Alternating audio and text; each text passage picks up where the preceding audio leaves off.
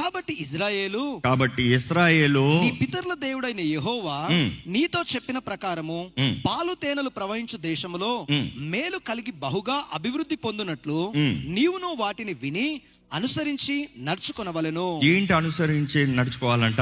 Same ధర్మశాస్త్రం, the commandments that God has given. దానిపైన చదువుతున్నాం.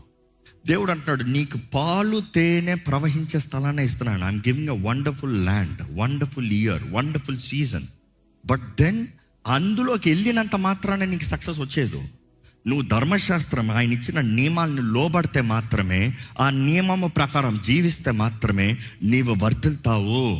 ఇంకా ఇక్కడ క్లియర్గా ఉంది, that you may go well, that it may go well with you and that you may increase greatly. మీకు సవాల్ ఇస్తున్నానండి, ఈ నూతన సంవత్సరం కానీ దేవుని వాక్యం తగినట్టుగా జీవించి చూడండి. You will see in seasons, in just few months you will see the change, drastic change. మీ దగ్గర నుండి కేవలం సాక్ష్యాలే వినబడతాయి, దేవుడు చేసిన ఘనమైన కార్యాలే వినబడతాయి. దేవుడు ఏ కాలము సమయమైనా నీ తోడు ఉంటే, నీ పక్షాన ఉంటే, ఆయన వాగ్దానాలన్నీ నెరవేర్చే దేవుడు అండి. ఎందుకంటే మనుషుడు సహాయం అక్కర్లేదు దేవుని వాగ్దానాలు నెరవేర్చడానికి. దేవుడు మనుషుడిని వాడుకుంటాడు, కాదని చెప్తలేదు.